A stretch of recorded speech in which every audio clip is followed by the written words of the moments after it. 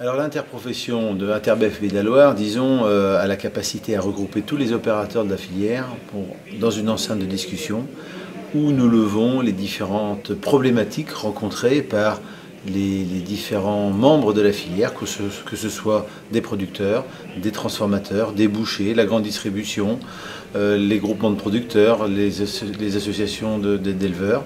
Tout le monde est autour d'une table et nous devons engager le dialogue sur les différents problèmes que nous rencontrons au fur et à mesure du traitement de nos animaux, que ce soit de l'élevage à l'abattage jusqu'à l'étalage et voire aux consommateurs, parce que Interbef Pays de la Loire assure aussi des actions de communication pour le grand public et les vertus de la viande bovine.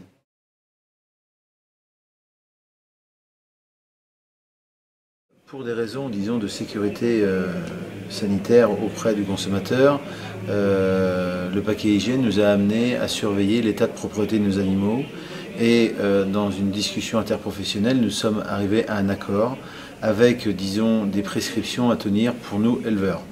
Les animaux ont des notes d'état de propreté avec différents niveaux, donc je parle bien des salissures sèches qui incombent bien à l'élevage, non au transport. Donc moi, le conseil que je peux donner pour l'état de propreté des animaux, c'est que veiller à ce que les animaux soient toujours autour de A ou B, c'est-à-dire des animaux propres ou très peu sales, et éviter ne pas envoyer d'animaux, disons, en classe D, ça veut dire des animaux très sales, pour des raisons de sécurité alimentaire.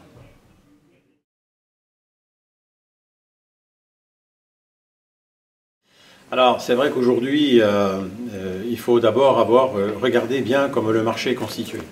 Et effectivement, il y a une évolution qui se fait en termes de consommation, et on n'est plus dans la notion de produit que de ce qui a été fabriqué dans notre histoire avec des races et des territoires. Et la particularité que nous avons avec notre troupeau allaitant spécialisé, nos fameuses races à viande. Donc nous on dit aujourd'hui, et la grande distribution est prête à relever ce défi avec nous, il faut revenir sur ces fondamentaux, et si on veut que la valeur descende jusque dans les exploitations, il faut resegmenter à travers nos races, à travers nos territoires. Bref, ce qu'ont su faire les viticulteurs il y a une trentaine d'années, et on a vu aujourd'hui les résultats que ça a donné par rapport à la valorisation de leurs produits.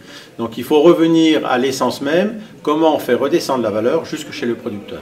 Le schéma est prêt, interprofessionnellement il a été validé, on est tous partis du principe qu'il fallait reprendre un socle de base de l'ensemble des viandes, dans lequel il faut faire un tri qualitatif, une nouvelle maturation, bref, redéfinir ce socle de base des viandes de France, sur lequel on positionne un cœur de gamme, dans lequel on dit clairement aux producteurs, voilà quelle est la demande des consommateurs et comment on rebâtit des cahiers des charges spécifiques. Donc tout ça est prêt dans les cartons, mais le numéro 1 de l'abattage a dit que c'était hors de question, la segmentation c'est son affaire, et globalement les éleveurs se mêlent de ce qui ne les regarde pas.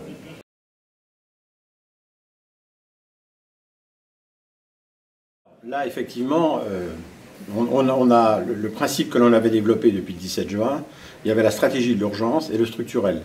Dans la stratégie de l'urgence, évidemment, il y avait celle qu'attendent tous les éleveurs, qui est celle du prix. Et puis, à côté de cela, au vu des difficultés financières, il y avait le plan d'accompagnement que le gouvernement a fini par lâcher et qui va arriver au bout de son chemin fin janvier. Comme les problèmes structurels ne sont toujours pas réglés à ce jour, nous on commence de dire au gouvernement il va falloir prévoir de prolonger le plan d'accompagnement, sinon les exploitations vont se casser la figure fin d'année.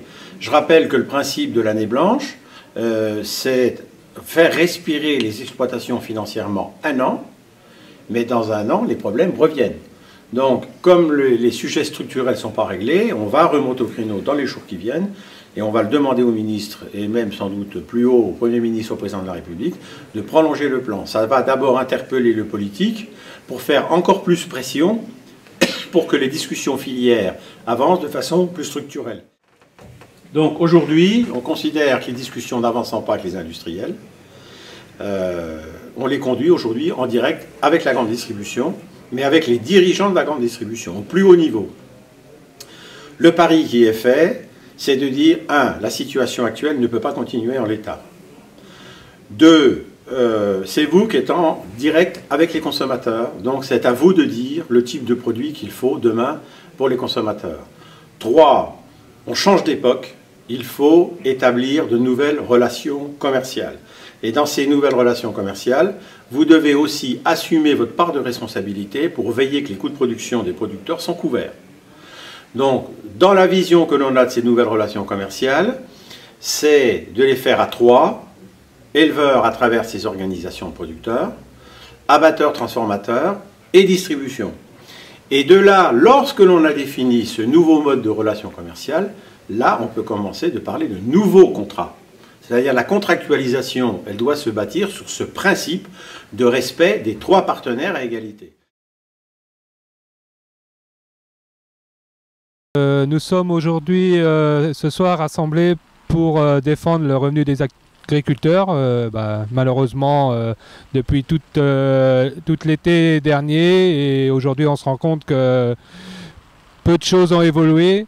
Donc aujourd'hui, le but de notre rassemblement, c'est on va démarrer au niveau de la mairie pour que le symbole, c'est de faire comprendre aux élus qu'il faut qu'ils réagissent parce que sinon il n'y aurait plus d'agriculteurs d'ici quelques années. Donc voilà, et après le but c'est de rencontrer le préfet pour y expliquer que les prix qu'on subit aujourd'hui, que ce soit au niveau du lait, de la viande bovine ou du porc, même aujourd'hui, même au niveau des céréales. Donc toute l'agriculture mayonnaise et même nationale est touchée. Ce soir, on est réunis pour bien signifier que si la situation continue, c'est clair, hein, l'agriculture va mourir. C'est à la fois l'agriculture, mais aussi toute la ruralité avec. Ce sont les écoles, ce sont les associations, où d'ailleurs les agriculteurs sont en général très impliqués. Si demain plus d'agriculteurs, toute la ruralité est morte. Donc ce soir, c'est ce qu'on vient revendiquer. C'est aussi revendiquer les prix aujourd'hui qui sont très très loin de nos coûts de production. Et le manque de volonté à la fois des GMS et de nos transformateurs qui aujourd'hui s'engraissent sur le dos des agriculteurs.